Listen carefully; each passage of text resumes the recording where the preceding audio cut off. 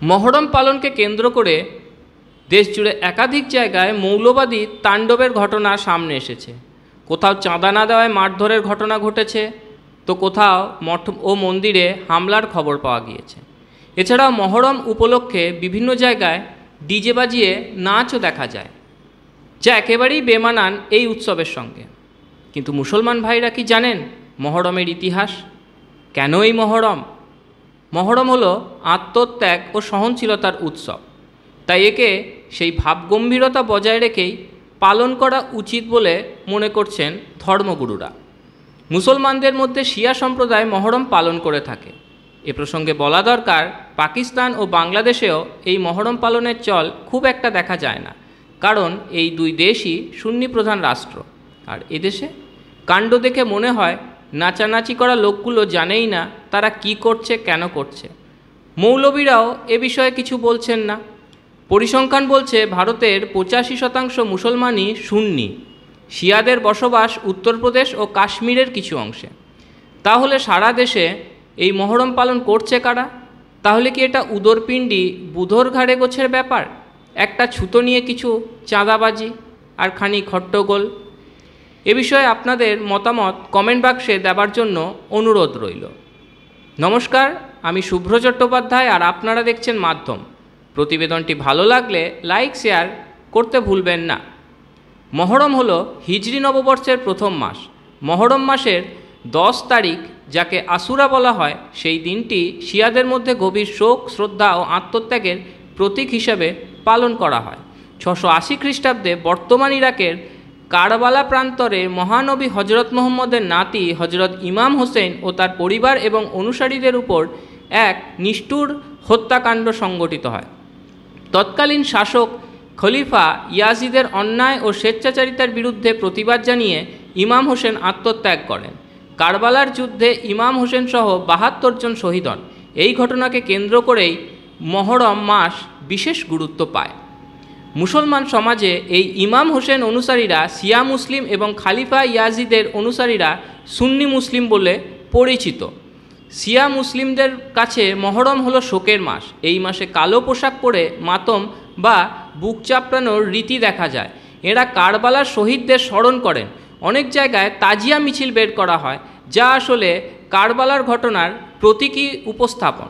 কিন্তু মহরমকে কেন্দ্র করে মৌলবাদীদের যে তাণ্ডব দেখা গেল, তা একেবারের জন্য মনে হলো না যে এটি শোকের উৎসব। সংবাদ মাধ্যমে প্রকাশিত খবর অনুযায়ী সিংহের পোশাক পরা 2 ব্যক্তি যারা মহরমের শোভাযাত্রায় অংশ নিয়েছিল, তারা বিলাসপুরের স্থানীয় মা শারদা মন্দিরে উঠে নাচানাচি শুরু করে। অন্যদিকে দক্ষিণ ভারতের কর্ণাটকেও একই ধরনের ঘটনা ঘটে। সে রাজ্যে 2 রকমের ঘটনা সামনে এসেছে। একদিকে দেখা গিয়েছে সাম্প্রদায়িক সম্প্রীতির পরিবেশ, অন্যদিকে মহরমের নামে মৌলবাদীদের তাণ্ডব নজরে এসেছে। কর্ণাটকের তালাওয়ারগড় নামক জায়গায় হিন্দুরা অত্যন্ত পবিত্রতা ও নিষ্ঠার সঙ্গে মুসলমানদের এই উৎসব মহরম পালন করেন। এই গ্রামে একটি মুসলিম পরিবারও নেই, কিন্তু হিন্দুরাই এখানে শোভাযাত্রার আয়োজন করেন এবং শহীদ শিয়া হাসান ও হোসেনের প্রতি শ্রদ্ধা জ্ঞাপন করেন। কথিত আছে এই অঞ্চলে মহরম উদযাপনের ঐতিহ্য 1925 সাল থেকেই রয়ে গিয়েছে। সেই সময় একজন সুফি সাধক জানিয়েছিলেন, যদি তাকে এই গ্রামে সমাধিস্থ করা হয় তাহলে এই গ্রামে কখনো প্লেগ বা খরা আসবে না। সেই বিশ্বাস থেকেই তার সম্মানে আজও মহরম উৎসব পালন করেন সেখানকার হিন্দুরা। কিন্তু এর বিপরীত চিত্রও দেখা গিয়েছে কর্ণাটকের। সেটা কর্ণাটকের শিবমোগ্গা জেলাতে। সংবাদ মাধ্যমে প্রকাশিত খবর অনুযায়ী মহরমের শোভাযাত্রা চলাকালীন সে রাজ্যের একটি পার্কে স্থাপিত গণেশ মূর্তি ড্রেনে ফেলে দেওয়ার অভিযোগ উঠেছে সৈয়দ নামক এক ব্যক্তির বিরুদ্ধে। অন্যদিকে পশ্চিমবঙ্গের বীরভূম জেলাতেও একই ধরনের ঘটনা সামনে এসেছে। মহরম পালনকে কেন্দ্র করে চাঁদা তোলার জুলুমবাজির অভিযোগ উঠেছে। জানা যায় মৌলবাদীরা এক টোটো চালককে মারধর করে। ওই টোটো চালক প্রথমে মহরম উৎসবের জন্য 50 টাকা চাঁদা দিলেও তার কাছে দ্বিতীয়বার আবার চাঁদা চাওয়া হয়। তিনি তা দিতে অস্বীকার করলে তার উপর হামলা চালানো হয় বলে অভিযোগ। সংবাদ মাধ্যমের প্রতিবেদনের প্রকাশ, মৌলবাদীদের একটি 8 থেকে 10 জনের দল তার উপর আক্রমণ করে।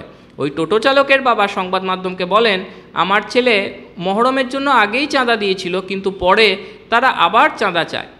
এর পাশাপাশি উত্তরপ্রদেশের রায়বেরেলিতে মৌলবাদীরা মহরমের শোভাযাত্রা থেকে হামলা চালায় বলে অভিযোগ তারা 4টি বাইক, একটি অটো এবং একটি ট্রাক্টর ভাঙচুর করে। এই ঘটনায় উত্তরপ্রদেশ পুলিশ দুষ্কৃতীদের বিরুদ্ধে মামলা দায়ের করেছে। একইভাবে শ্রীনগরেও মহরম পালনের সময় কিছু মৌলবাদীকে প্যালেস্তাইনের পতাকা নিয়ে হাঁটতে দেখা যায়। এই ঘটনা ঘিরে চাঞ্চল্য ছড়ায়।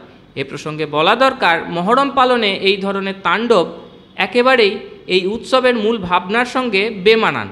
কারণ মহরম হলো শোকের উৎসব। সামনের দিনগুলিতে এই বিষয়ে আরও সংবেদনশীল ও দায়িত্বশীল আচরণ আমরা প্রত্যাশা করি।